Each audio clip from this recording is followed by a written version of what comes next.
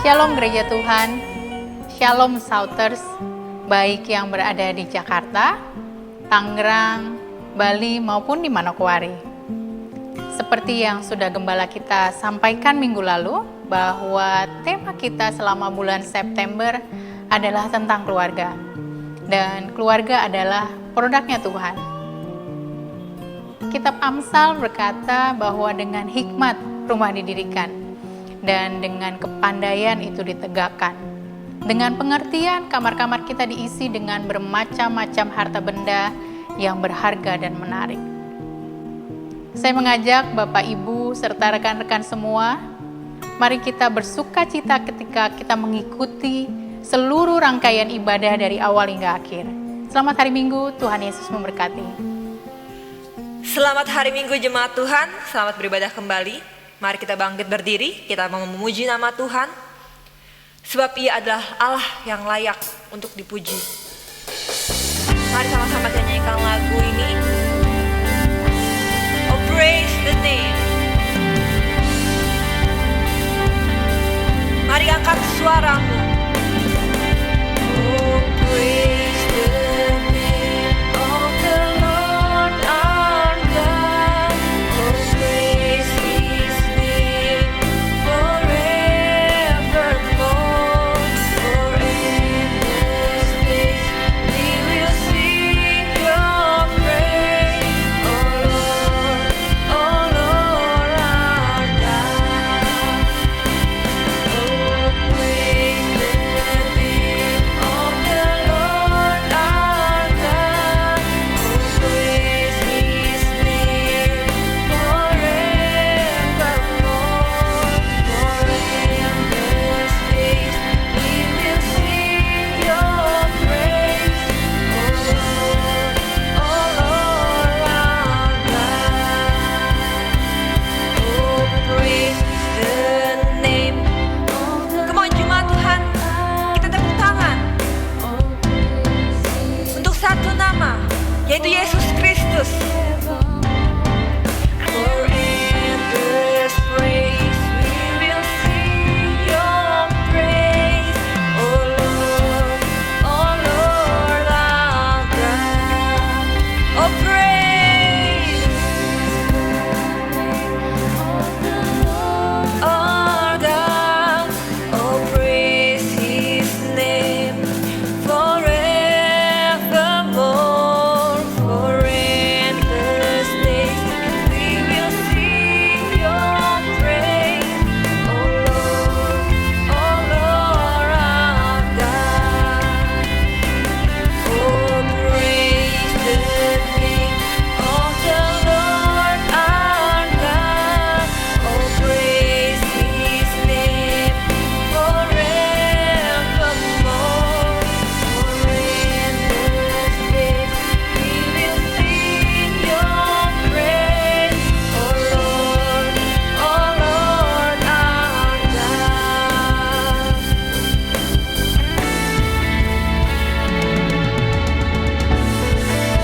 Oh, praise of the Lord our God. Oh, praise His name forevermore. For endless days we will sing Your praise. Oh Lord our God. Oh Lord our God. Thank you Jesus. Kami bersyukur Tuhan. Haleluya.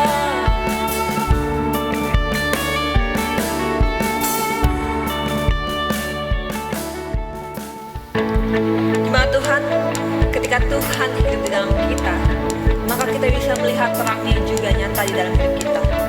Amin. See the light. Mari kita sama-sama menyanyikan lagu ini.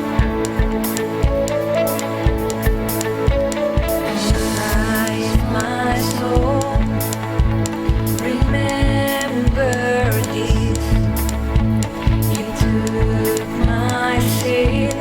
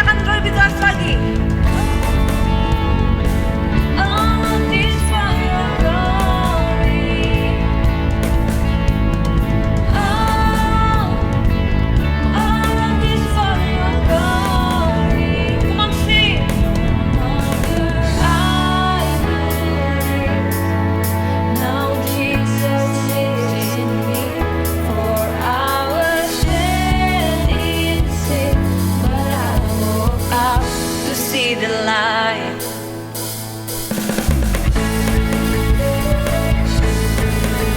Mari kita semua bertepuk tangan.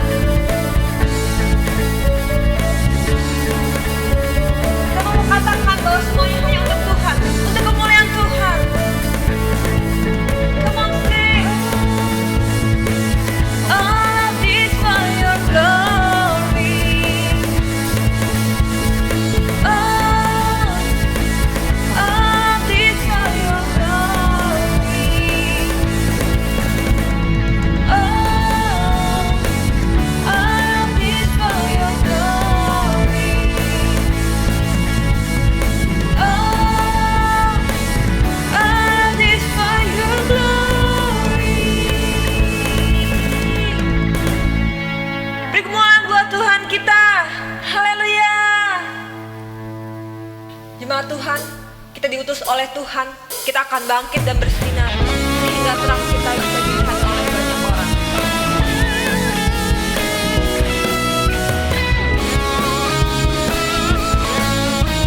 Mari kita semua bertepuk tangan.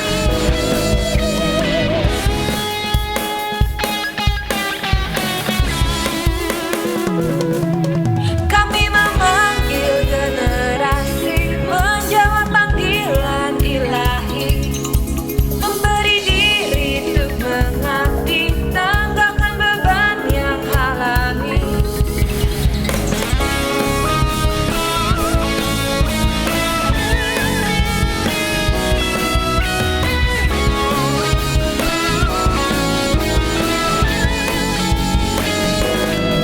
Kita diutus bagi dunia, membawa terangnya yang ajaib, untuk menghalau kuasa gelap, memindahkan jiwa ke terang.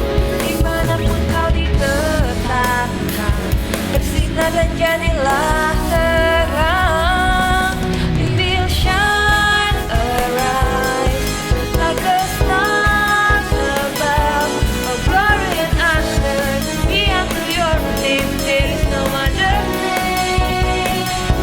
Let all the earth declare your name. Raise up the streets of them to life. Shout in your glory, our love is your mercy. There is no other name.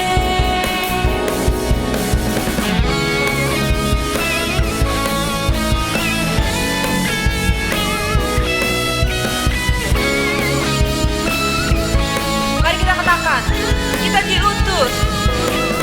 Kita diutus bagi dunia, membawa terangnya yang ajaib, untuk menghalau kuasa gelap, memindahkan jiwa ke terang. Dimanapun kau diletakkan, bersinar dan jadilah terang. We will shine arise like a star above, of glory and honor be unto your name. There is no other name. Let all the earth declare your name. Raise up the streets of them to life. Shout in your glory, our love is your mercy. There is no other name. We will shine arise like a star above, of glory and honor be unto your name. There is no other name. Let all the earth declare your name. Raise up the streets of them to life. Shout in your glory, our love is your mercy. There is no other name. Beri kemuliaan buat Tuhan, sorak-sorai yang terbaik.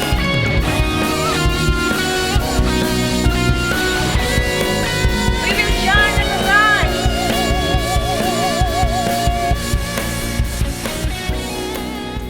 Shalom jemaat Tuhan GKKD Shouters. Selamat hari Minggu buat kita semua. Hari ini kita akan kembali mendengarkan kesaksian yang luar biasa dari salah satu jemaat Tuhan dari Persekutuan Keluarga Hope Regency 2. Yang dimana dia mengalami kesembuhan dari serangan stroke. Mau dengar ceritanya pasti kan? Yuk langsung aja kita sambut Kak Kristi. Halo, Halo Kak, gimana kabarnya? Luar biasa baik, Luar puji biasa Tuhan. baik ya, puji Tuhan. Hari ini kelihatan sangat ceria sekali Kak. Iya, benar. Oke, nah saya dengar Kak Kristi ngalamin kesembuhan dari serangan stroke. Iya. Boleh diceritakan gimana kronologinya dan kapan Kak ngalaminnya? Oke. Kapannya itu kejadiannya udah 3 minggu lalu ya. 3 minggu lalu ya. Baik. Untuk kronologinya kita lagi, aku sih lagi makan siang, itu tiba-tiba sih, kalau kayak gitu kan tiba-tiba ya serangan stroke kayak gitu ya datangnya ya. Oke, ya tanpa diundang ya, tiba-tiba yang ngalamin ya. Iya benar-benar. Jadi nggak ada persiapan. Iya benar. Tiba-tiba datang, maksudnya kayak tiba-tiba badanku semua itu kaku. Oke, jadi lagi makan siang tiba-tiba kaku Kak. Kaku semua badanku. Wow. Terus benar-benar kayak patung, nggak bisa bergerak sama sekali. Itu saya udah miring gitu loh, udah mau jatuh. Aduh Tuhan, udah jatuh. Nggak bisa ngomong sama sekali. Sedangkan Jadi kadang di rumah waktu itu ada papa, ada mama. tapi belum ngeliat. Kak Papa Kristi. sama mama tiba-tiba langsung ngeliat, karena kan papa lagi di dekat situ, mama lagi persiapan untuk perjamuan ibadah kan. Oke, hari Minggu berarti ini ya Kak? Iya, hari siang Minggu, ya? benar. Siap. Terus mama sama papa langsung, Ti, kenapa gitu kan?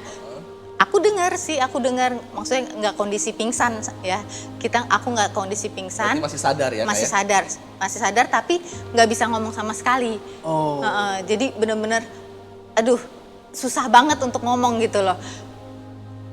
Nggak keluar sama sekali kata-kata, cuma badan aku udah miring-miring, lama-lama udah mau jatuh, akhirnya ditangkap sama mama sama papa, dibawa ke tempat tidur. Aku dengar mama sama papa ngomong, ayo oleh bilur-bilur Yesus kamu sembuh gitu. Oleh bilur Yesus kamu sembuh. Dalam hatiku, ya Tuhan Yesus aku mau sembuh gitu. Aku beriman, aku pasti sembuh dalam hatiku gitu kan. Ya udah, akhirnya aku sambil disetelin ibadah sama mama, ibadah hari Minggu, pas banget khotbahnya Bang Oto. Terus itu berjalan khotbahnya Bang Oto, aku terus dalam hatiku, aku sembuh Tuhan, aku pasti sembuh. Dengan terus dengar dengan khotbahnya Bang Oto gitu, udah mulai tuh bergerak tanganku. Wow. Mulai dari tangan dulu ya. Dari jari dulu ya. Itu bergerak, tiba-tiba aku kasih tahu mama, Mah, aku udah bisa ngomong juga tiba-tiba. Oh, tiba-tiba ngomong juga. Oke. Mah, jariku udah mulai bergerak nih. Terus mama bilang, coba kaki kamu digerakin, diangkat. Terus aku mulai pelan-pelan, aku dengan iman, aku pasti bisa nih, aku bisa gerakin kakiku nih. Oh, aku mulai angkat sedikit. Iya bisa gitu loh. Sebelumnya dua-duanya nggak bisa gerak sama sekali? Sebelah kanan doang sebelah yang kanan. mati. Yang kiri masih bisa? Kiri masih bisa. Oh, kanan ya, Jadi sebelah kanan ya? mati. Sama Total yang mati. tadi sebelumnya tangannya juga sama Kak, sebelah aja? Benar, sebelah doang, kanan doang semuanya. Terus mulai dari jari-jari, terus yang tadinya Iya. mungkin awalnya Miring. Oh, gitu. miring. Sempet miring tuh. Mukaku sempet, kan mamah yang lihat ya, muka kamu udah miring Ti, udah gini. Oh ya ampun, tapi lama-lama udah kembali seperti normal gitu loh. dan bisa bicara lagi ya? Iya benar. Terus habis itu udah aku bisa bergerak, terus minum perjamuan, itu udah makin ya kembali lagi sih ya, mungkin dengan iman aku juga ya. Iya. Karena kan terus Bang Oto kalau khotbah kan Kita harus yakin dan percaya harus ya? yakin dan percaya juga. Dan Tuhan Yesus kan juga paling benci sakit penyakit ya. Seperti Tuhan membenci dosa. Iya, Ya. amin. Jadi aku percaya, ayo udah aku pasti sembuh nih. Aku sembuh dengan imanku sendiri gitu kan. Udah mulai kembali seperti normal. Itu cepet banget. Wow, jadi nggak butuh berjam-jam, nggak butuh berhari-hari. Enggak. Bahkan cuma selingan pas ikut ibadah gitu dan langsung sembuh total gitu ya. Iya, Ibaratnya benar. ikut ibadah, selesai ibadah langsung. Bener, dan itu udah bisa perlahan, aku udah bisa, ayo Ti coba kamu duduk, mulai. terus ayo coba jalan pelan-pelan kata mama, udah bisa kayak biasa. Wow, habis itu dilanjutin makannya lagi Kak? Tadi mungkin belum habis yang di awal ya? Iya bener, itu cuman sekitar 30 menitan lah. cuma hanya butuh waktu 30 menit dengerin ibadah, ibaratnya gitu ya, dengerin khotbah, pujian penyembahan, langsung kembali seperti semula. Iya, benar. Dahsyat sekali Tuhan kita ya, Kak. Dahsyat banget, benar. Nah, mungkin pas waktu Kak Kristi ngalamin itu, apakah ada ayat firman Tuhan yang Kak Kristi dapatkan gitu ya, atau Kak Kristi renungkan? Ada di Kisah Para Rasul ya. Oh, Kisah Para Rasul. Selain yang tadi ya, mungkin Papa Mama juga ngingetin oleh bilur-bilurnya setelah sembuh gitu ya, Kak. Ada lagi? Di Kisah Para Rasul 3 ayat 16. Apa tuh, Kak? Itu, dan karena kepercayaan dalam nama Yesus, Amin. karena kan kita juga percaya juga kan, Tuhan ada di dalam kita, maka nama itu telah menguatkan orang yang kamu lihat dan kamu kenal. Dan kepercayaan itu telah memberi kesembuhan kepada orang ini di depan kamu semua. Wow, sangat meneguhkan sekali, Iya. Kak. Dan hari ini kita bisa Kak Kristi sembuh sempurna tanpa ada gejala lagi ya, Kak ya. Iya, benar. Dan hari ini kita bisa Amin. melihat Kak Kristi sembuh total. Jemaat Tuhan sekalian. Terima kasih, Kak, buat kesaksiannya. Iya, sama-sama. Sangat menguatkan sekali. Iya. Dan ini akan menjadi inspirasi juga bagi jemaat Tuhan yang lain. Oke, kita tadi sudah sama-sama melihat bahwa kesembuhan terjadi seketika ketika kita percaya. Jadi penting banget buat setiap kita untuk ikuti ibadah setiap hari Minggu atau mendengarkan firman Tuhan, karena ketika kita mendengar firman Tuhan, iman akan muncul. Dan seketika itu juga ketika ada sakit penyakit atau ada pergumulan, pasti terjadi dan pasti terjawab. Benar. Terima kasih buat jemaat Tuhan sekalian. Selamat hari Minggu. Tuhan Yesus memberkati. Halo, selamat hari Minggu bagi jemaat Tuhan yang ada di Jabodetabek, di Bandung, di Bali, dan di kota-kota di seluruh Indonesia dan juga kota di luar negeri. Ada beberapa pengumuman yang akan disampaikan. Ibadah minggu depan, ibadah online service ada 2 ibadah, ibadah kids jam 10 pagi dan ibadah umum jam 12 siang. Mari kita subscribe channel YouTube GKKD Shouters. Pada saat jemaat Tuhan beribadah, Anda dapat saling menyapa dan bertanya di kolom komentar. Bagi Bapak Ibu Saudara yang ingin memberikan persembahan maupun persepuluhan, Bapak Ibu Saudara dapat mentransfernya ke nomor rekening yang terlihat di layar atau melalui barcode OVO yang juga tertera di layar. Sejak April 2020 lalu, Gereja GKKD Shouters telah mengadakan program Sharing for Caring yang membantu saudara-saudara kita yang membutuhkan di saat pandemi ini. Kami mengucapkan terima kasih kepada seluruh jemaat Tuhan yang terlibat yang telah mengirimkan bantuannya melalui rekening Sharing for Caring yang dapat dilihat di layar. Untuk mengikuti program Sharing for Caring, Bapak Ibu Saudara dapat berpuasa mulai hari Selasa jam 18 sore sampai hari Rabu jam 18 sore, dan uang yang seharusnya Anda sisihkan untuk makan itu Anda dapat sumbangkan untuk rekan-rekan kita yang membutuhkan. Bagi jemaat Tuhan yang ingin mengirimkan pokok doa dan kesaksian, dapat mengirimkannya melalui bio Instagram GKKD Shouters.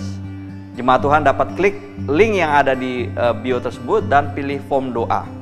Selain itu, jemaat Tuhan juga dapat mengirimkannya melalui komentar di channel YouTube. Pada hari Kamis, tanggal 16 September 2021, pukul 19.30, ada acara Love Talk. Mari rekan-rekan youth dan rekan-rekan college, kita ikuti acara ini karena pasti sharing yang disampaikan akan sangat membangun dan akan menambah pengetahuan. Jika Bapak Ibu Saudara ingin dilayani, misalkan Anda sedang sakit atau sedang membutuhkan konseling, atau ingin tergabung dengan komunitas persekutuan anak-anak Tuhan, jemaat Tuhan dapat menghubungi ke nomor sekretariat gereja yang tertera di layar. Sekian pengumuman hari ini, Tuhan Yesus memberkati. Sebelum kita memberi, saya ingin share satu firman Tuhan singkat buat kita semua, supaya kita menyadari bahwa tindakan yang didasarkan oleh iman justru akan membawa keuntungan bagi setiap kita. Firman Tuhan berkata di 2 Korintus 9 ayat 7, hendaklah setiap orang memberi dengan sukacita, katanya, jangan dengan paksaan, dengan sedih hati atau karena paksaan. Sebab Allah mengasihi orang yang memberi dengan sukacita. Ini adalah ayat yang luar biasa saudaraku. Dalam bahasa Inggrisnya dikatakan, hendaklah setiap orang itu harus memberi. Jadi hal memberi itu adalah hal yang normal di dalam kekristenan, bahkan di dalam kehidupan. Buat kita yang mau bekerja, ketika kita mendapatkan janji untuk digaji, maka kita kemudian memberikan waktu, memberikan tenaga, bahkan memberikan uang kita juga sebenarnya. Kenapa? Untuk biaya makan di kantor nanti, untuk biaya bensin untuk kita pergi ke kantor, atau biaya untuk kendaraan umum yang kita harus bayarkan ketika kita harus bekerja. Jadi pada dasarnya setiap hal perlu membutuhkan pemberian. Demikian juga dengan gereja Tuhan dan kekristenan. Dan firman Tuhan berkata bahwa hendaklah setiap orang memberi dengan kerelaan hati. Jangan karena sedih hati, jangan karena paksaan. Sebab Allah mengasihi orang yang memberi dengan sukacita. Saudara pasti sudah tahu janji Tuhan. Saudara sudah pernah mendengar janji Tuhan bahwa dilipat gandakan 30, 60, 100 kali lipat, dan juga nanti kita akan sampaikan, kita akan ucapkan lagi statement iman itu. Tapi sebelum kita memberi saat ini, renungkanlah lagi ini bahwa kita memberi dengan sukacita karena Allah kita mengasihi kita yang memberi dengan sukacita. Dia tidak pernah melepaskan kasih-Nya kepada kita, tetapi ketika kita memberi, kita sedang mengingat bahwa Tuhan mengasihi kita. Amin saudaraku. Semoga ini menjadi dasar, menjadi alasan untuk kita juga memberi, karena Allah mengasihi orang yang memberi dengan sukacita. Sebelum kita memberi, mari kita ucapkan statement iman kita. 3-4. Aku percaya bahwa Ia yang kaya rela menjadi miskin, supaya kami yang miskin menjadi kaya. Aku percaya bahwa setiap benih yang kami tabur adalah benih yang terbaik, yang pasti menghasilkan 30, 60, bahkan 100 kali lipat. Kami siap memberi dengan hati penuh sukacita. Terima kasih Tuhan, Engkau ajaib. Engkau luar biasa. Kami tahu kami aman di dalam Tuhan. Dan kami percaya Engkau mengasihi kami, orang-orang yang beriman, yang percaya, dan yang bertindak sesuai dengan iman kami. Di dalam nama Yesus kami berdoa. Amin. Selamat memberi. Tuhan Yesus memberkati saudara. Tuhan Yesus memberkati saudara.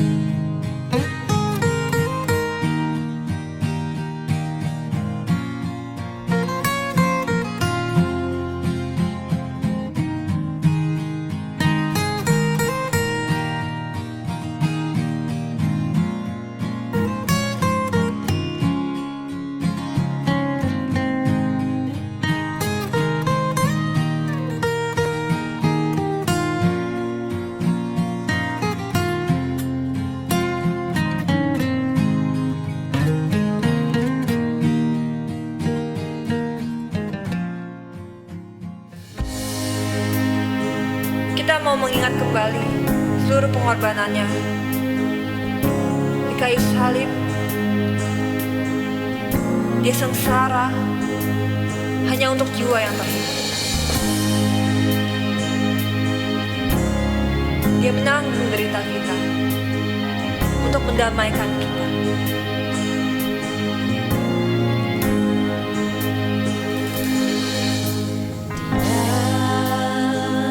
Dalam hening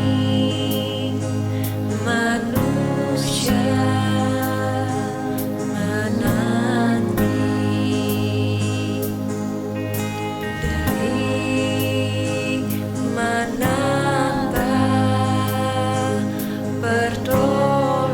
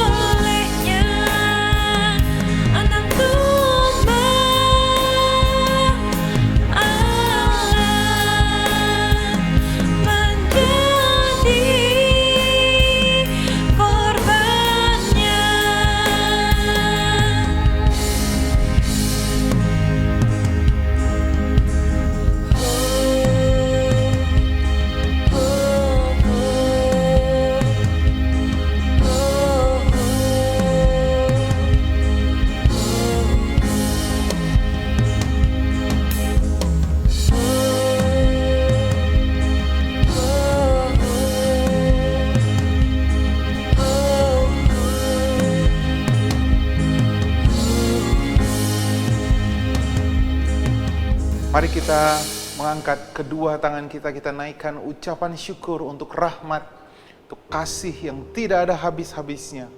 Terima kasih sudah sepanjang hari, sepanjang minggu, penyertaan Tuhan selalu bersama-sama dengan keluarga kami, bersama-sama dengan pekerjaan kami, kesehatan kami. Kami mengucap syukur Tuhan.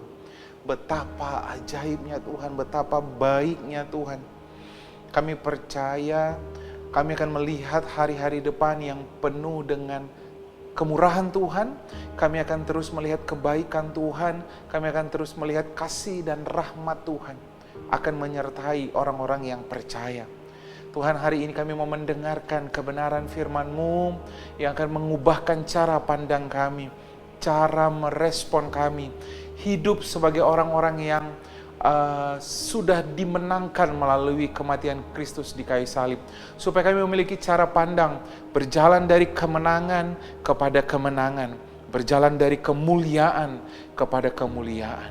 Terima kasih Tuhan, firman Tuhan ini akan menjadi pelita bagi kaki kami, terang bagi jalan kami. Roh Kudus, berbicaralah kepada setiap hati, meneguhkan setiap kami.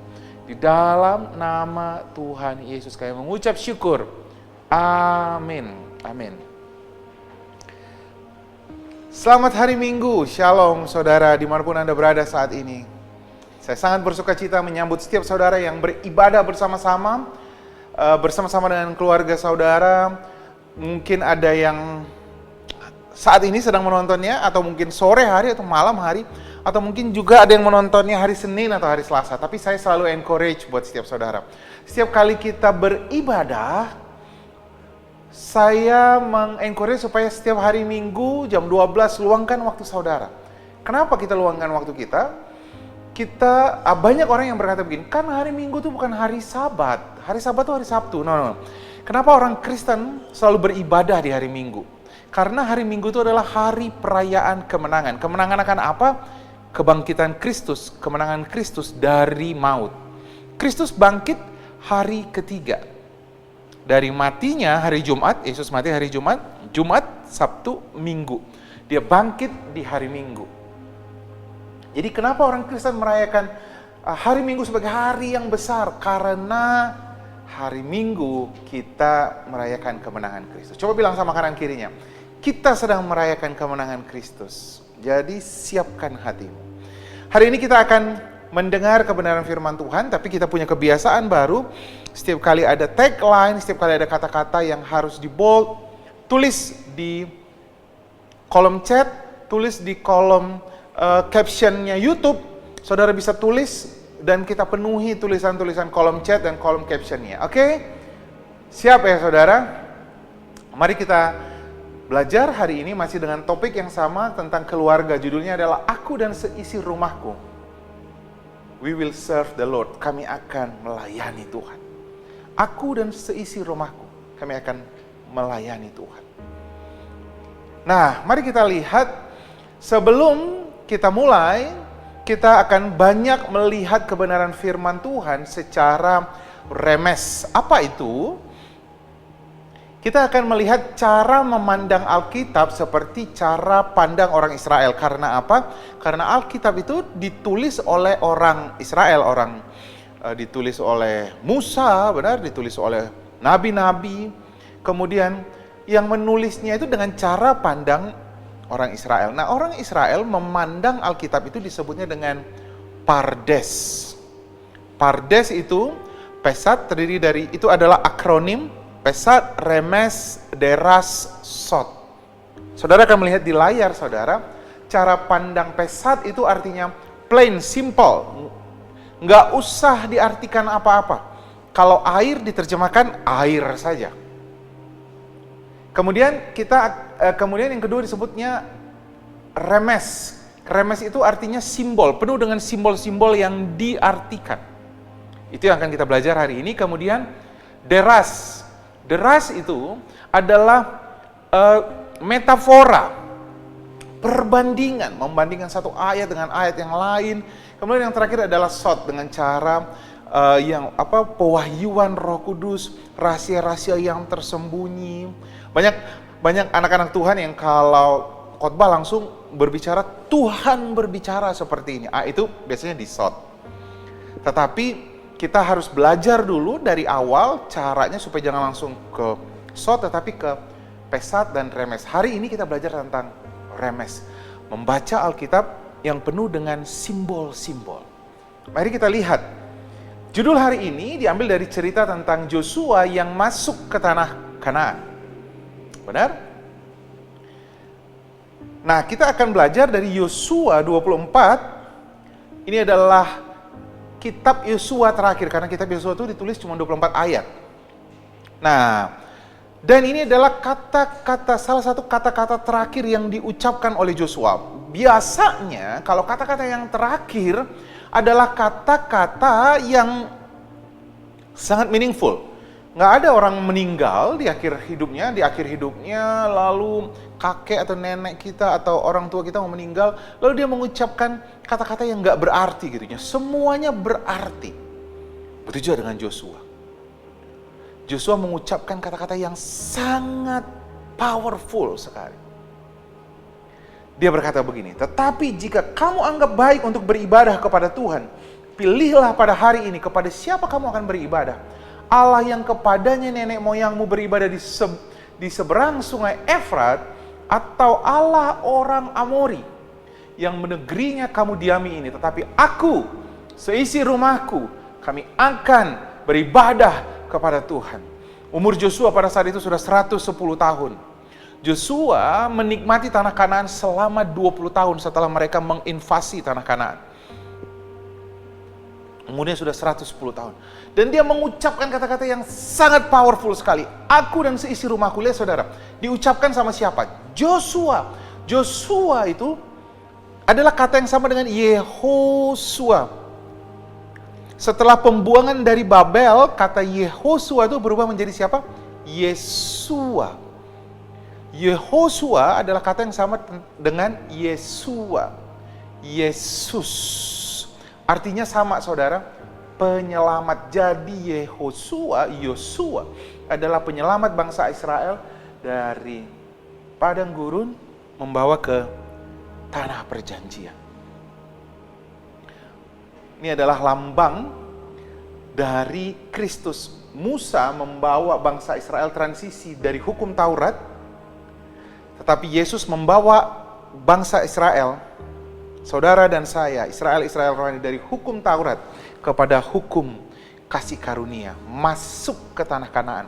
Karena nggak bisa masuk ke tanah Kanaan dengan hukum Taurat, kita harus masuk dengan kasih karunia. Pertama kali mereka masuk ke tanah Kanaan, mereka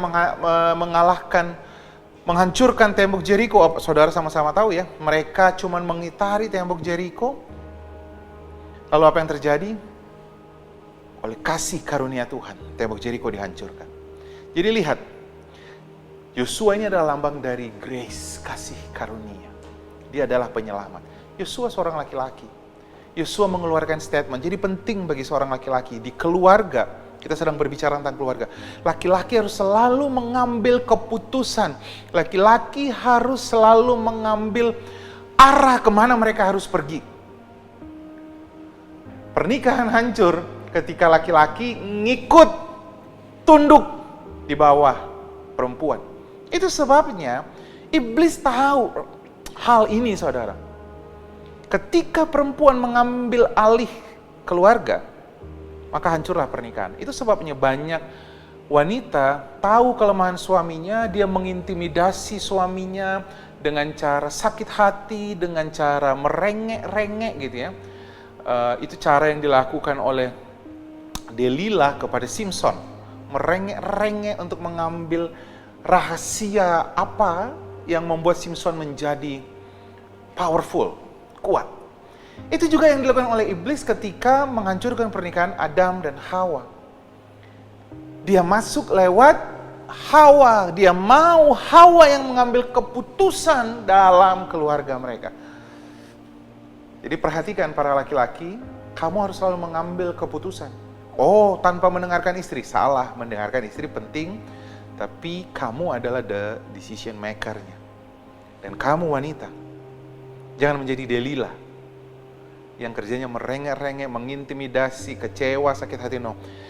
Kamu harus menjadi a good supporter untuk suamimu. Kamu harus bisa menjadi a good helper. Kamu harus bisa menjadi ezer kenegdo yang menolong suamimu. Coba lihat, suami istri coba lihat. Lalu berani nggak istri bilang ke suaminya, apakah saya a good helper? Apakah saya penolong yang baik buat engkau? Atau saya malah membebani engkau? Selalu kelihatan saudara, orang yang menolong suaminya, pasti suaminya makin dekat sama Tuhan.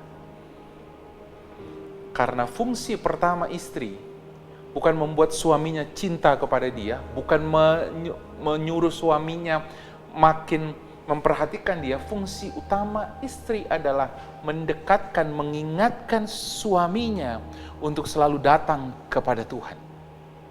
Karena laki-laki tanpa Tuhan, dia exactly seperti binatang. Kita akan belajar itu dalam pertemuan-pertemuan yang lain. Karena apa? Karena komposisi laki-laki dan binatang diciptakan dari komposisi yang sama, dari tanah. Semua yang dari tanah bergeraknya hanya karena apa? Seks, kekuasaan, benar? Makanan. Binatang hanya bergerak hanya untuk itu. Seks, kekuasaan, makanan. Laki-laki juga tanpa Tuhan, dia hanya bergerak 3 hal itu. Itu sebabnya perempuan harus selalu mensupport laki-laki untuk datang kepada Tuhan, supaya dia tidak hidup seperti binatang. Amin. Amin.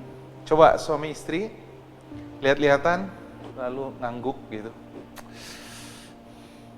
Nah, Joshua membuat statement yang kuat sekali sebelum dia meninggal. Dia bilang sama bangsa Israel, mereka sudah mengalahkan semua orang Amori. Orang Amori ini adalah suku yang terkuat di Israel, di tanah Kanaan.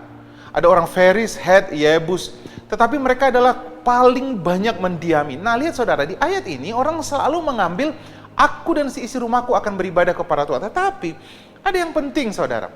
Di Yosua 24 ayat 15 ini dikatakan begini. Tetapi jika kamu anggap tidak baik untuk beribadah kepada Tuhan. Nah, biasanya gini, kalau perempuan nggak berusaha mendekatkan suaminya, atau laki-laki nggak berusaha mendekatkan dirinya kepada Tuhan, mereka akan terjebak dalam hal ini. Pilihlah pada hari ini kepada siapa kamu akan beribadah. Allah yang kepadanya nenek moyangmu beribadah di sungai Efrat. So this is the first choice. Atau Allah orang Amori. Ternyata ini salah satu kuncinya. Itu sebabnya Joshua berkata, aku dan si isi rumahku nggak akan menyembah Tuhan-Tuhan di seberang sungai Efrat sana, dan Tuhan orang Amori. Tidak akan. Lalu pertanyaannya, ada apa dengan orang-orang di seberang sungai Efrat? Dan ada apa dengan orang-orang di Amori? Mari kita lihat ayat ini secara menyeluruh, komprehensif. Yosua 24 ayat 1. Mari kita lihat. Tadi langsung ke ayat 15 ya. Mari kita lihat ayat 1. Kemudian Yosua mengumpulkan semua suku orang Israel di Sikem. Dipanggilnyalah para tua-tua orang Israel, para kepalanya, para hakimnya, para pengatur pasukannya. Lalu mereka berdiri di hadapan Allah. Siapa yang dipanggil? Laki-laki. Yosua buat statement ini di hadapan semua laki-laki. Kenapa saya tekankan selalu laki-laki? Karena laki-laki, dengarkan saya. Pada waktu Tuhan ciptakan dunia ini dan Taman Eden, tidak ada perempuan. Aku tuh kalau nggak ada perempuan, kayaknya hidupku sepi. No. Adam dulu sendiri menguasai bumi, menaklukkannya. Amin. Coba bilang sama teman-temanmu yang jomblo, coba bilang sama dia, it's okay. Adam juga lama kok. Benar ya? It's okay. Coba mention di kolom chat kita siapa teman-temannya. Wah, jangan. It's okay. Tetapi kamu harus belajar setiap laki-laki untuk mengambil keputusan dalam hidupmu dan mengerjakan keputusanmu. Pastikan keputusan itu membawa kamu mendekat kepada Tuhan. Perhatikan di situ ada kata Sikem. Kenapa di Sikem? Karena pertama kali pada waktu nenek moyangnya 400 tahun yang lalu Abraham, 1000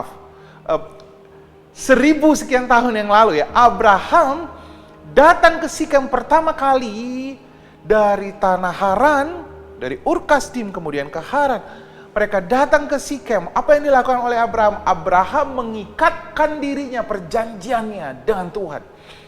Jadi apa yang dilakukan oleh Yosua? Yosua mengingatkan mereka kepada apa yang dulu dilakukan leluhur mereka kepada Tuhan. Karena apa saudara? Kalau kita baca ceritanya, Abraham melahirkan Ishak, Ishak melahirkan Yakub, lalu lahir 12 suku orang Israel.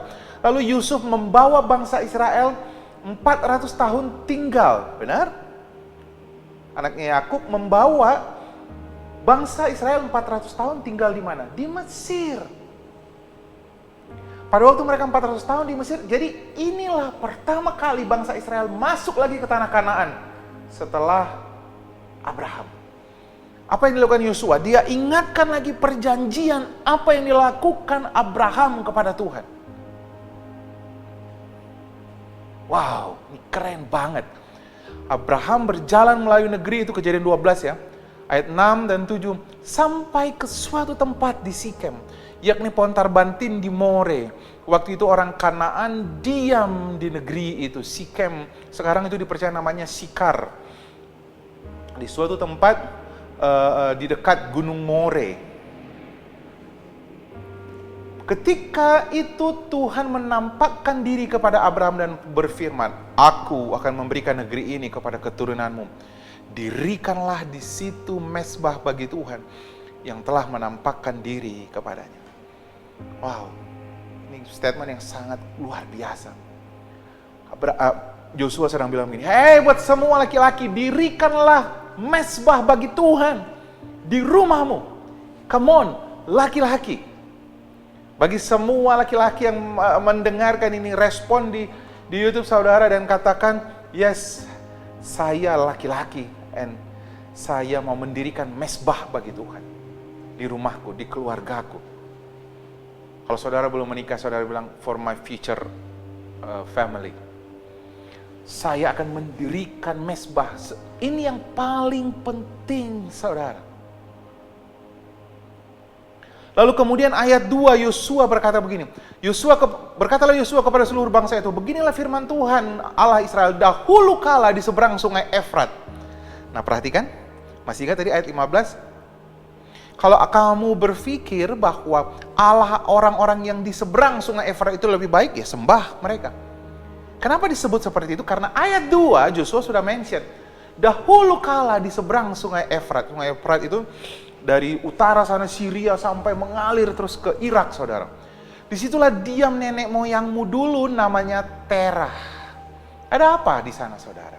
Di Mesopotamia sana, ada apa? Terah, ayah Abraham dan ayah Nahor, mereka beribadah kepada Allah lain. Lihat ini. Pertama kali Terah dipanggil Tuhan, mereka menyembah Allah-Allah lain. Mereka menyembah kepada Tuhan yang tidak mereka kenal.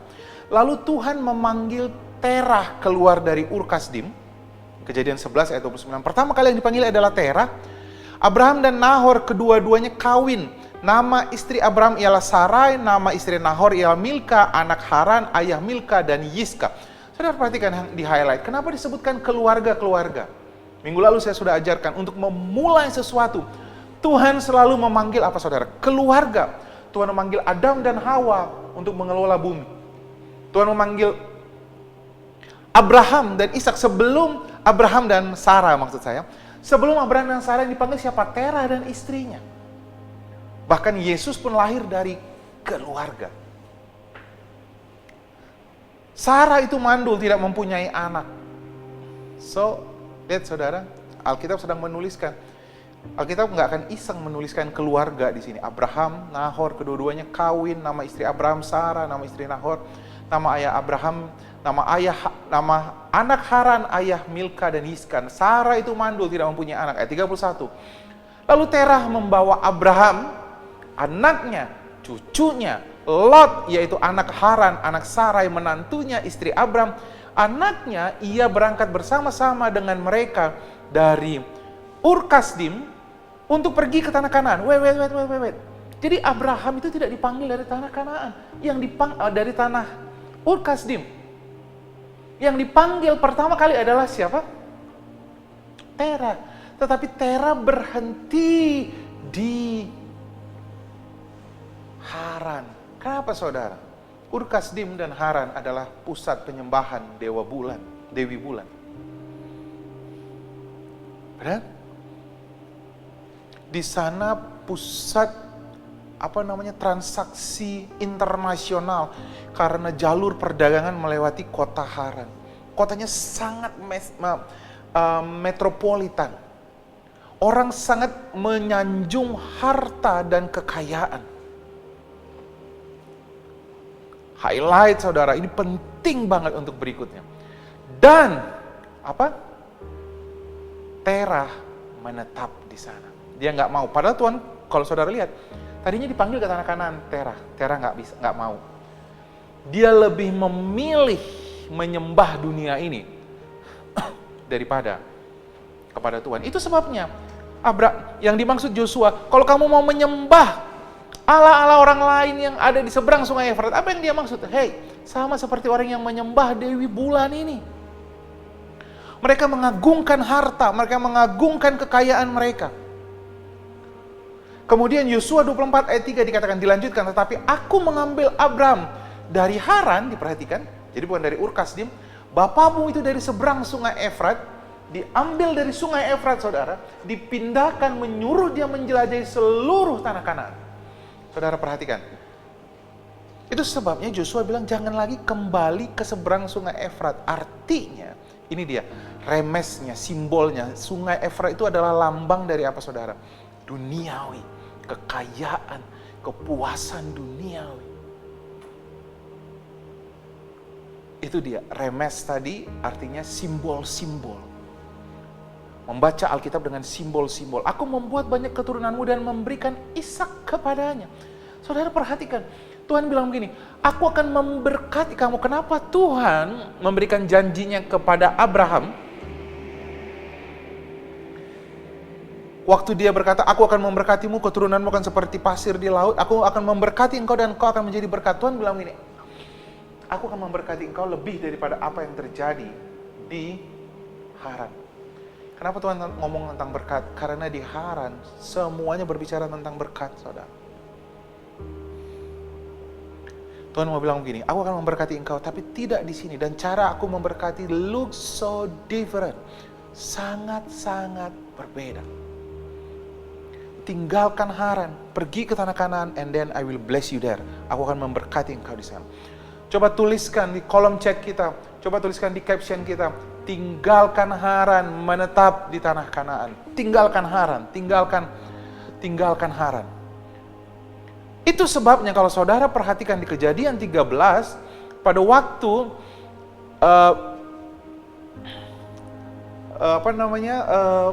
penjaga-penjaga kambing dombanya Lot dan penjaga-penjaga kambing dombanya Abram saling berantem. Lalu Abraham bilang begini, Lot, kita ini kan keluarga, kalau kamu pandang baik, kalau kamu mau kita bisa split loh, kita bisa berpisah, kamu ke kanan, aku ke kiri. Apa yang dilakukan Lot? Lot melayangkan pandangannya dan dilihatnya lah bahwa seluruh lembah Yordan banyak airnya. Seperti taman Tuhan. Look, perhatikan, seperti taman Tuhan. Kenapa dia bilang seperti taman Tuhan? Pertanyaannya, dulu Taman Eden itu adanya di mana saudara? Di Mesopotamia sana. Di seberang sungai Efrat. Tempat di mana mereka dulu di Haran.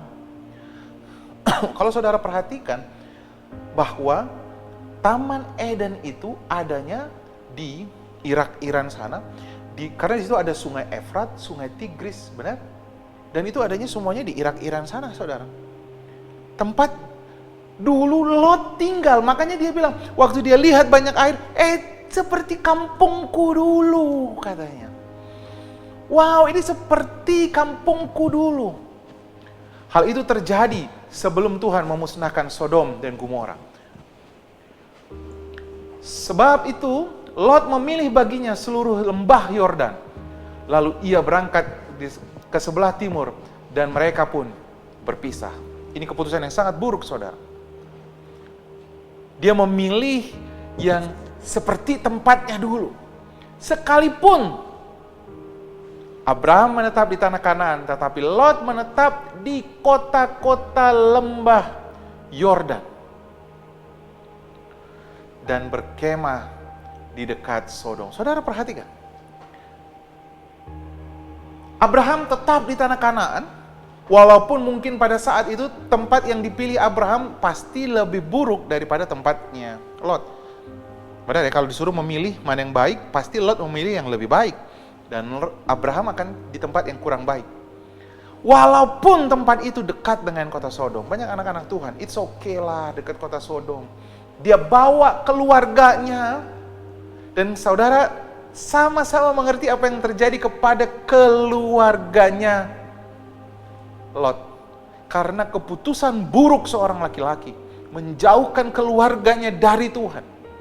Saudara perhatikan, Lot dan istrinya, saudara lihat istrinya mengagung-agungkan kekayaan dan menjadi tiang garam.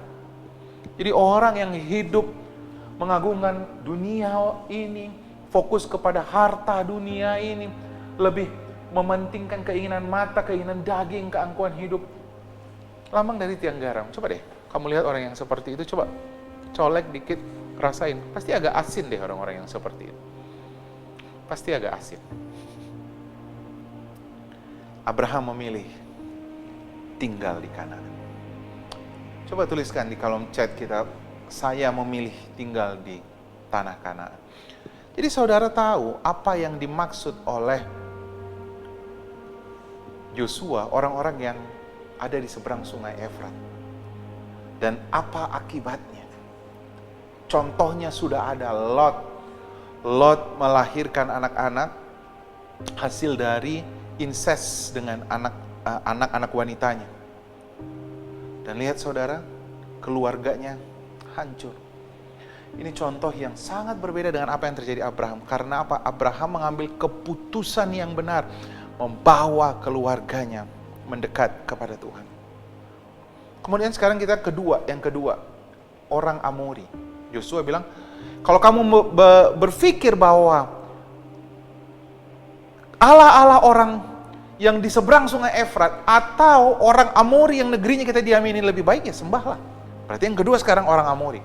Siapa orang Amori ini? Mari kita sama-sama lihat Amos 2 ayat 9. Akulah yang memusnahkan dari depan mereka orang Amori yang tingginya seperti tinggi pohon aras dan yang kuat seperti pohon tarbantit. Aku telah memunahkan buahnya dari atas dan akarnya dari bawah. Jadi orang Amori adalah orang raksasa, saudara. Mereka ini adalah orang-orang raksasa yang perawakannya itu dikatakan seperti pahlawan-pahlawan, besar-besar, elok pandangannya. Wow. Banyak anak-anak Tuhan yang saat ini kita hanya fokus kepada yang kelihatan. Dan Joshua sudah katakan bahwa jangan hidup seperti mereka. Jangan bergaul dengan mereka. Jangan berkumpul dengan mereka. Apa yang digambarkan Joshua ini saudara, kita akan lihat bahwa itu akan terjadi di akhir zaman. Bahwa keluargamu menjauh dari mereka. Esra 9 ayat 1 dikatakan begini. Sesudah semuanya itu terlaksana dan datanglah para pemuka mendekati aku dan berkata, orang-orang Israel awam, para imam dan orang-orang Lewi tidak memisahkan diri dari penduduk negeri dengan segala kekejiannya. Orang Amori maksudnya. Yakni orang Kanaan, Het, Feris, Yebus, Amon, Moab, orang Mesir, dan orang Amori.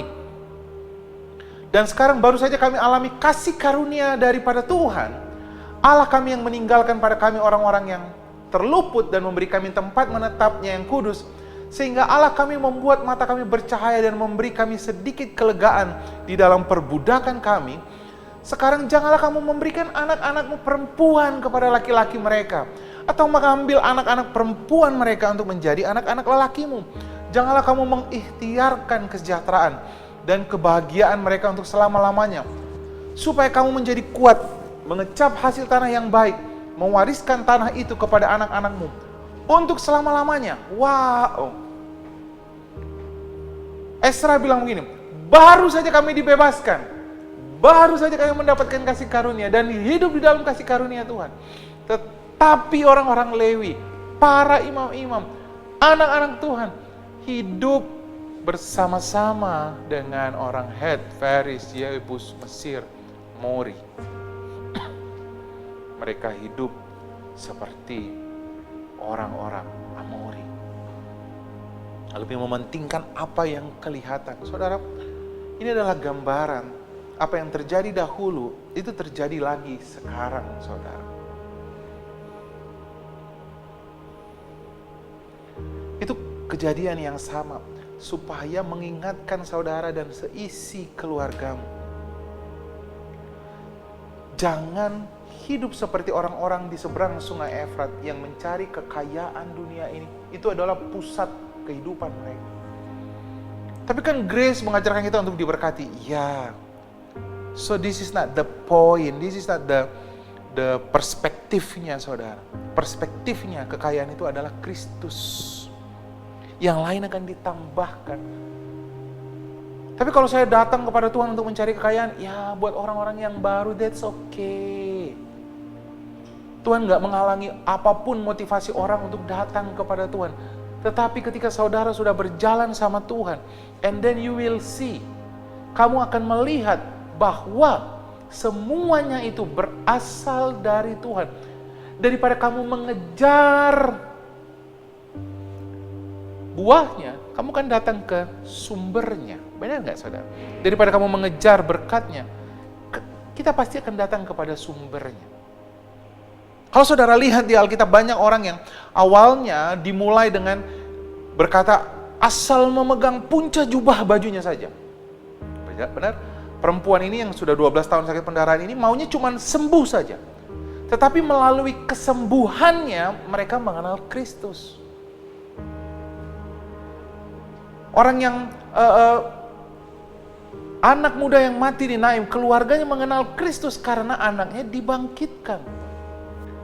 Mertuanya Petrus mengenal kebaikan Kristus karena sembuh dari penyakitnya dan mengenal Kristus secara benar. Jadi saudara, itu sebabnya kita penting mengecap kebaikan Tuhan. Karena kita akan semakin lama semakin memberikan diri kita kepada Tuhan. Kita akan tidak lagi mengejar berkatnya, tidak lagi mengejar buahnya, tapi mengejar kepada sumbernya. Harusnya semakin lama kita ikut Tuhan, kita akan mengarahkan mata kita kepada Kristus. Sama seperti ketika Tuhan menciptakan dunia ini, saudara. Dan baru ada Adam. Tuhan Allah menumbuhkan berbagai-bagai pohon dari bumi yang menarik dan baik untuk dimakan buahnya. Dan pohon kehidupan di tengah-tengah taman itu. Serta pohon pengetahuan yang baik dan yang jahat. Oke? Tuhan menumbuhkan pohon yang kehidupan di tengah-tengah. Lalu ada pohon pengetahuan yang baik dan yang buruk. Lalu saudara perhatikan ada 4 sungai yang mengalir melewati Taman Eden. Ada sungai yang mengalir dari Taman Eden itu, membasahi taman itu. Dari sungai itu terbagi menjadi 4 cabang. Jadi ada satu cabang yang besar, dari situ akan terbagi 4 cabang. Yang pertama namanya Pison, kemudian yang mengelilingi seluruh tanah Hawila tempat emas ada. Dan emas dari negeri itu baik. Di sana ada damar, bedola, dan batu krisopras. Nama sungai yang kedua ialah Gihon yang mengalir mengelilingi seluruh tanah Kus. Dan yang ketiga adalah Tigris yang mengalir di sebelah timur Asyur. Dan keempat ialah sungai Efrat. Jadi ada 4 sungai, saudara. Ini tadi yang saya katakan remes tadi, simbol. Dan di salah satu sungai itu melewati tanah Hawila yang banyak emasnya. Ada memang emasnya, saudara. Tapi perhatikan, 3 sungai lagi apa, saudara? Itu lambang dari apa? Firman. Sungai di sini adalah lambang dari firman. Ada pohon kehidupan. Saudara perhatikan, mana yang lebih banyak Tuhan berikan di dalam Taman Eden itu? Firman. Ketika Tuhan menciptakan Adam, di Kejadian 2 ayat 7 dan 8, ketika Allah membentuk manusia dari debu tanah, menghembuskan nafas hidup ke dalam hidungnya, lalu selanjutnya Tuhan Allah membuat taman di sebelah timur. Di Taman Eden itu ada dibuat taman. Di Taman Eden di sebelah timurnya ada taman, supaya ditempatkannya manusia yang dibentuknya itu. Saudara perhatikan, apa yang Tuhan buat dulu pertama kali, saudara, kepada manusia? Bukan sungai Pison yang mengaliri tanah Hawila yang ada emas. No, yang pertama sekali Tuhan buat adalah hubungan manusia dengan Tuhan. Yang lainnya itu, saudara, adalah akibat. Karena tanah yang dilewati oleh Pison Hawila itu yang ada emas itu mengalir dari Taman Eden. Saudara perhatikan, kenapa Taman Eden itu menjadi taman yang luar biasa? Karena ada Tuhan di sana, perjumpaan manusia dan Tuhan di sana. Ketika manusia step out dari Taman Eden, taman itu nggak menjadi spesial lagi, saudara. Jadi ketika laki-laki bertemu dengan Tuhan, and then you build a God's kingdom, kamu sedang membangun kerajaan Allah di rumahmu. Jadi pertama kali, komponen pertama sekali yang dibangun adalah laki-laki. Ketika Tuhan menghembuskan ruah Elohim kepada laki-laki, Roh Kudus, manusia itu bisa berhubungan sama Tuhan. Karena apa? Yohanes 4 katakan, Allah itu roh, barang siapa yang mau berhubungan sama roh, menyembah Tuhan, dia harus menyembah Tuhan di dalam roh. Benar, Yohanes 4 ayat 24. Allah itu roh, menyembah dia di dalam roh dan kebenaran. Ketika Roh Kudus diberikan kepada Adam, Adam bisa menyembah Tuhan. Jadi Taman Eden itu adalah pusat penyembahan pertama sekali. Dan dimulai oleh laki-laki. Ketika semuanya masih tidur. Dengarkan saya laki-laki. Ketika semuanya masih tidur, sebelum kau mulai mesbah keluargamu, laki-laki, and then the first thing that you have to do, you have to come to God. Bring your living sacrifice. Apa itu? Your life. Perempuan, cari laki-laki yang seperti ini. And then he will bring Taman Eden dalam hidup saudara. Dia akan membawa Taman Eden ke rumah. Wow, ini keren banget. Di akhir zaman ini saudara, 1 Timotius 6 ayat 6 dan 8 dikatakan begini. Memang ibadah itu kalau disertai rasa cukup memberi keuntungan besar. Apa yang harus kita lakukan saudara? Kepada diri kita. Apa yang harus kita lakukan untuk mengatasi kehidupan ala-ala orang yang di seberang sungai Efrat dan ala-ala orang Amori yang mengejar kekayaan dunia ini, yang mengejar penampilan? Apa yang harus dilakukan? Belajarlah berkata, enough, cukup. Sebab kita tidak membawa sesuatu apa ke dalam dunia, dan kita pun tidak membawa apa-apa keluar.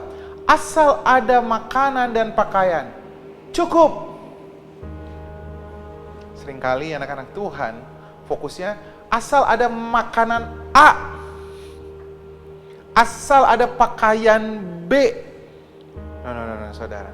Kita harus bisa berkata, asal ada makanan yang bisa dimakan, asal ada pakaian. Tapi banyak anak-anak Tuhan harus ini dong, harus merek ini dong, harus ini. Kamu persis seperti istrinya Lot. Mulailah berkata cukup. Jangan menampung berkat Tuhan. Alirkan berkat Tuhan. Karena kalau kamu tidak belajar berkata cukup, dirimu, keinginan mata, keinginan daging, dan keangkuhanmu, hidupmu itu seperti sumur yang gak ada batas. Yang tadinya punya 1 cukup, punya 2 gak cukup, 3 gak cukup, 4. Belajarlah berkata cukup. Asal ada makanan dan pakaian cukuplah. Tapi kalau kita tidak melakukannya saudara, so ini lihat, ini konsekuensinya saudara. Ini yang terjadi kepada pernikahan kita, kepada istri kita laki-laki. Ini yang terjadi kepada anakmu, ini yang terjadi kepada istrimu. Exactly seperti Lot hidup. 1 Timotius 6 ayat 9, kita lanjutkan ayatnya. Tetapi mereka yang ingin kaya terjatuh ke dalam pencobaan, ke dalam jerat, ke dalam berbagai-bagai nafsu yang hampa dan mencelakakan, yang menenggelamkan manusia ke dalam keruntuhan dan kebinasaan. Karena akar dari segala kejahatan adalah cinta uang. Saudara, saya tadi lupa tuliskan di chat kita, belajar berkata cukup. Belajar berkata cukup.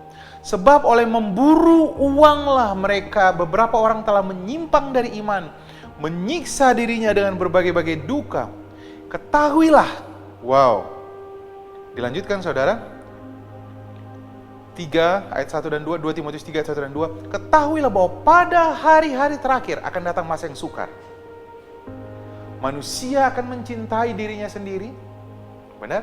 Dimana sekarang like dan follow itu jadi sangat berharga. Orang mati-matian hanya mau membeli like dan membeli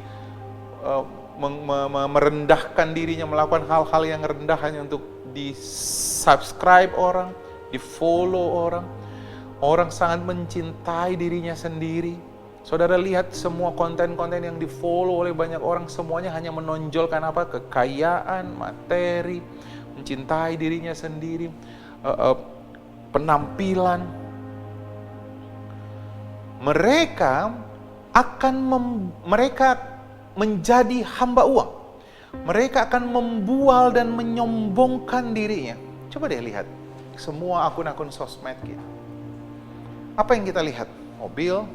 Apa yang kita lihat? Sekarang ini yang sangat kuat sekali, vacation. Orang semua sudah memburu, kemana kita pergi? Apa yang harus kita lakukan after pandemi ini selesai? Berburu semuanya, saudara. Mereka akan membual dan menyombongkan diri mereka. Mereka akan menjadi pemfitnah. Mereka akan memberontak terhadap orang tua dan tidak tahu berterima kasih. Mereka tidak mempedulikan agama. Kita lanjutkan, saudara. Tidak tahu mengasihi. Karena apa? Pusatnya dirinya. Semua orang yang berpusat kepada dirinya nggak mungkin mau mengasihi orang lain. Coba deh, kalau saudara hidup untuk diri saudara sendiri, orang yang mengasihi diri sendiri itu sakit hati, kecewa.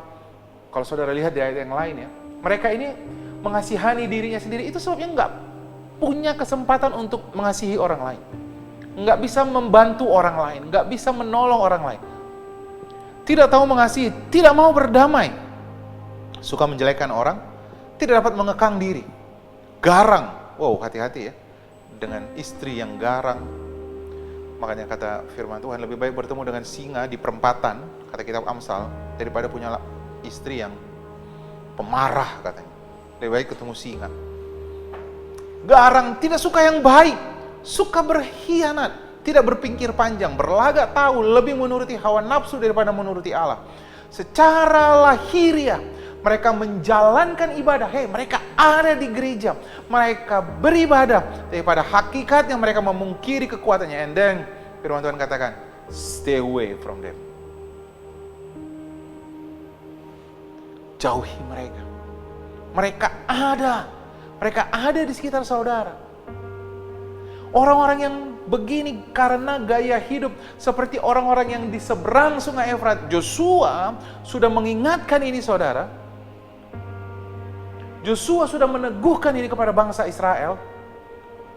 Joshua sudah mengingatkan jangan hidup seperti orang Amori. Dan ini juga akan terjadi di akhir zaman.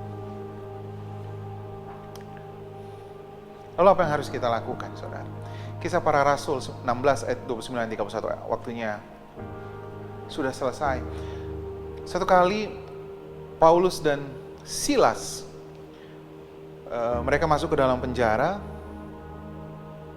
Lalu di penjara mereka menaikkan pujian, saudara masih ingat ya? Lalu penjara itu terbuka, ikatan mereka semuanya belenggu-belenggu terbuka. Lalu kepala penjara melihat dan dia pengen bunuh diri. Harakiri.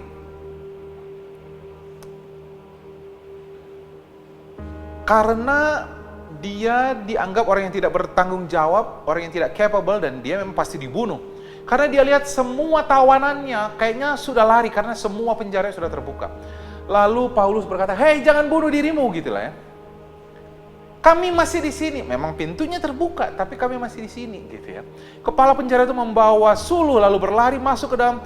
Dengan gemetar tersungkullah di depan Paulus dan Silas lalu mengantar mereka keluar sambil berkata, "Tuan-tuan, apakah yang harus aku perbuat supaya aku selamat?" Lihat saudara, kebaikan akan menuntun orang kepada pertobatan. Roma 2 ayat 4. Apapun yang harus saudara lakukan di keluargamu, hai para ayah, kebaikan akan menuntun keluargamu kepada pertobatan. Kalau mau melihat keluargamu, anakmu, istrimu, and then you have to show your mercy, you have to show your goodness. tunjukkan kebaikan Tuhan. Karena apa? Karena laki-laki itu adalah gambaran Kristus. Kristus itu memberikan nyawanya kepada manusia. Itu sebabnya pernikahan itu dilambangkan seperti pernikahan Kristus dengan jemaat. Jemaat itu siapa? Wanita. Laki-laki harus memberikan hidupnya kepada wanita. And then itu akan membawa apa saudara? Penghormatan. Hai istri, hormatilah suamimu. Karena apa? Karena suami-suaminya exactly seperti Kristus. Maka anak-anakmu saudara, anak-anakmu akan segambar dan serupa dengan engkau. Anak-anak itu hanyalah akibat hubungan Kristus dan jemaat. Siapa itu? Laki-laki dan perempuan yang benar, maka jemaat, maka anak-anak akan menjadi benar. Lalu dia bilang begini, apa yang harus aku perbuat supaya aku selamat? Jawab mereka, percayalah kepada Tuhan Yesus Kristus dan engkau akan selamat, engkau dan seisi rumahmu. Kita suka pakai ayat ini, saya dan seisi keluarga saya selamat. Nggak bisa saudara kalau cuma diam saja. Lalu saudara diam di kamar berdoa. Nggak. Tuhan nggak suruh saudara lakukan itu. Tuhan nggak bilang pada waktu dia mati, bangkit, lalu dia bertemu dengan murid-murid, dia nggak bilang begini, berdoalah, berlututlah untuk orang-orang supaya diselamatkan. Enggak saudara, Tuhan bilang apa? Pergi, muridkan. Jadi pemuritan pertama kali itu dilakukan di rumah. Ketika suami dan istri menunjukkan kasih Kristus. Pemuritan itu artinya berbagi hidup. Lalu mereka memberitakan firman Tuhan kepadanya, Paulus dan Silas, dan kepada semua orang yang ada di rumah itu. Saudara lihat, keselamatan itu karena percaya. Orang percaya karena dengar. Makanya harus ada yang memberitakan. Pada jam itu juga kepala rumah penjara itu membawa mereka dan membasuh bilur mereka. Seketika itu juga ia dan keluarganya memberi diri dibaptis. Karena apa saudara? Karena dia bawa ke keluarganya, supaya keluarganya mendengar. Jadi saudara nggak bisa. Ada banyak orang yang bilang, pastor doakan dong suami saya supaya bertobat. Hei, mereka bertobat karena mereka mendengar, nggak bisa karena didoakan. Ada banyak anak-anak Tuhan yang berkata, Tuhan pakailah aku, Tuhan ini aku, Tuhan pakailah hidupku. Hei, kau nggak akan pernah mengucapkan hal gitu kalau kamu hari ini berjalan memberitakan firman Tuhan. Ada banyak orang yang selalu menyanyikan hidup ini adalah kesempatan, hidup ini adalah aku mau pakai Tuhan, pakailah hidupku. Stop deh saudara. Mulailah pergi. Stop saudara. Mulai memberikan hidup saudara. Stop dengan yang seperti ini saudara. Pergi beritakan firman Tuhan. Saya cuma ibu rumah tangga, and then you can tunjukkan kasih kepada anakmu, kepada tetanggamu, beritakan firman kepada mereka. Jangan pakai alasan saudara. Kamu bisa beritakan firman Tuhan kepada orang tuamu, kepada orang-orang di sekelilingmu, kepada orang-orang di grup-grup yang ada di dalam handphone saudara. Share firman Tuhan. Lihat saudara. Dan memberi diri dibaptis, lalu ia membawa mereka ke rumahnya menghidangkan makanan. Dan ia sangat bergembira bahwa ia dan seisi rumahnya menjadi percaya kepada Allah. Kenapa mereka menjadi percaya? Karena mereka dengar. Jadi bukan doakan saja bang. Ada lagi yang lebih bodoh kalau saya mau bilang sorry. Ngapain bilang sorry? Memang bodoh saudara. Supaya selamat keluarganya dikasih minyak. Saudara pakai minyak itu hanya guna di rambut. Itu guna untuk menjadi pomade saudara. Atau untuk bayi. Anak saya Liam itu diminyakin ya, supaya hangat badannya. Tapi untuk rumah saudara, kamu gak perlu minyakin. Untuk anak-anakmu, untuk istrimu, yang harus kau lakukan adalah beritakan firman. Karena sebagai penutup, lalu mereka memberitakan firman Tuhan kepadanya, kepada semua orang yang di rumahnya. Wow, keren banget ya. Karena apa? Roma 10 ayat 13 ini penutupnya. Barang siapa yang berseru kepada nama Tuhan akan diselamatkan. Jadi orang yang mau sembuh ada di Tuhan. Mau diberkati ada di Tuhan. Mau selamat masuk surga hanya ada di dalam Tuhan. Tapi bagaimana mereka mau berseru dikatakan firman Tuhan? Roma 10 ayat 13 dan 14. Jika mereka tidak percaya kepada dia, bagaimana mereka mau percaya? Ayat 14. Jika mereka tidak dengar. Bagaimana mereka mau mendengar jika tidak ada yang memberitakannya? Jadi harus ada yang memberitakan supaya mereka mendengar, lalu mereka percaya. Kalau mereka percaya, mereka diselamatkan. Lalu saudara berkata, aku dan seisi keluargaku akan menyembah Tuhan. Kami tidak akan hidup seperti orang-orang yang di seberang sungai Efrat. Kami tidak akan menyembah Allahnya orang Amori. Tapi aku dan seisi keluargaku, kami akan menyembah Tuhan. Amin saudara. Latih keluargamu untuk berkata cukup. Kalau saudara keluargamu sudah mendengarkan Tuhan dan sudah lahir baru, kalau sudah konfirmasi ini, latihlah mereka untuk belajar berkata cukup. Dengan apa yang mereka miliki. Start dari siapa? Selalu mulai dari laki-laki saudara. Selalu mulai dari laki-laki. And then, ajarkan itu kepada istrimu. Gaya hidup kita berdua akan mengajarkan kepada anak-anak kita untuk selalu berkata cukup, supaya kita bukan hanya pengumpul berkat, tetapi kita adalah penyalur berkat. Amin. Bless you all. Saya percaya sekali kebenaran firman Tuhan ini memerdekakan saudara. Mari datang kepada Tuhan, bawa hati saudara kepada Tuhan. Aku berdoa di dalam nama Tuhan Yesus, hari ini kami membuat statement yang sama seperti statement yang dibuat oleh Yosua di tanah Kanaan. Bahwa kami, seisi keluarga kami akan datang menyembah Tuhan. Kami akan belajar menunjukkan kasih kepada setiap orang.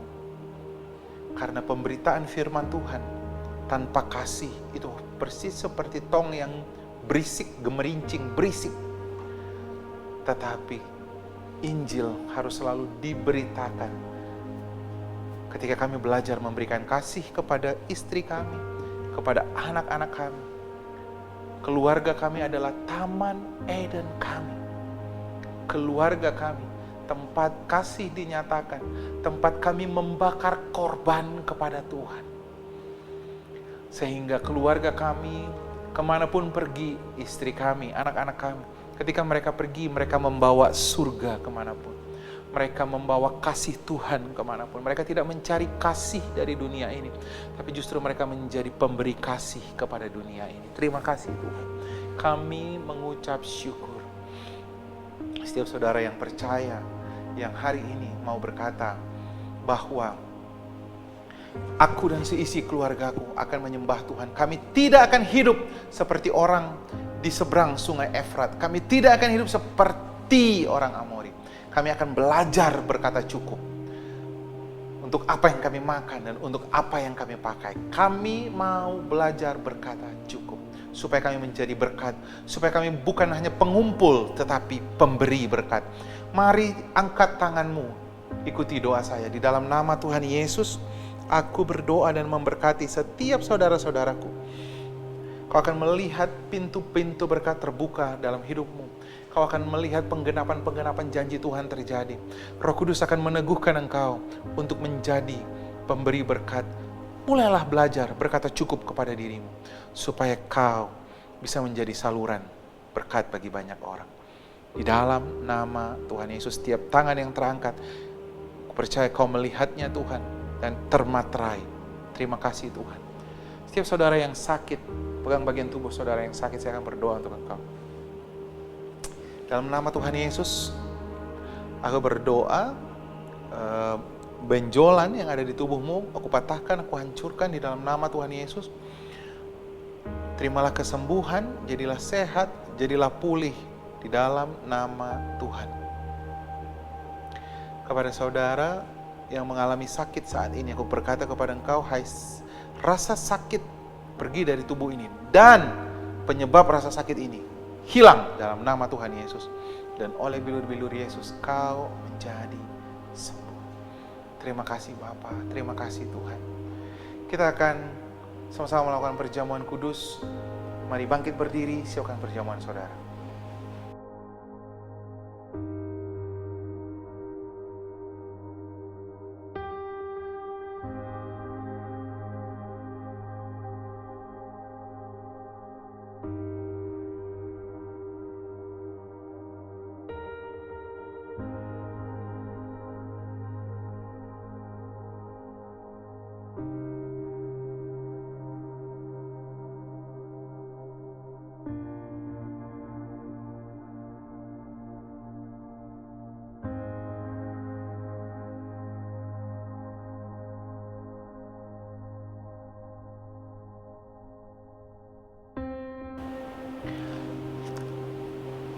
Mari sama-sama kita bangkit berdiri, kita akan menikmati perjamuan yang adalah lambang dari tubuh dan darah Kristus. Di malam sebelum Tuhan Yesus diserahkan, dia berkumpul dengan murid-muridnya. Lalu dia berkata, waktuku sudah selesai, kawanan domba ini akan tercerai berai. Dan aku akan disembelih.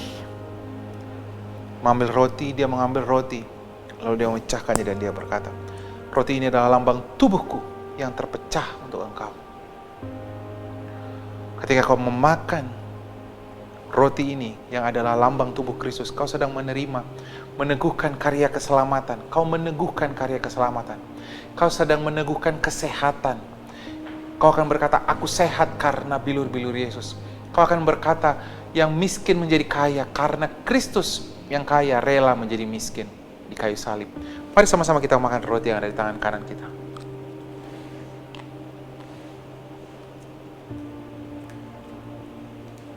Lalu dia mengambil cawan yang berisi anggur dan dia berkata, cawan ini adalah cawan perjanjian baru, menggantikan perjanjian lama yang mencari-cari dosa saudara sampai keturunan ketiga dan keempat.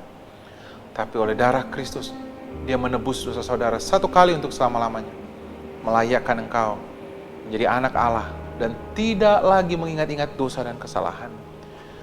Mari sama-sama kita minum anggur yang ada di tangan kanan kita, dan ingatlah betapa baiknya Tuhan.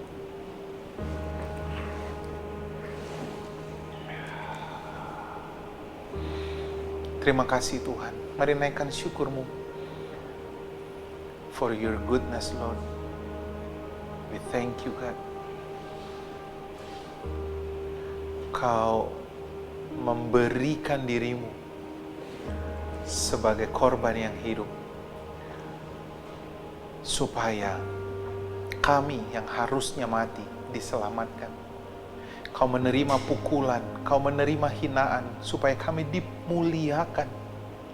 Terima kasih Tuhan, apa yang kau lakukan di kayu salib membuat kami mengerti bahwa kami dikasihi, membuat kami mengerti bahwa kami dicintai.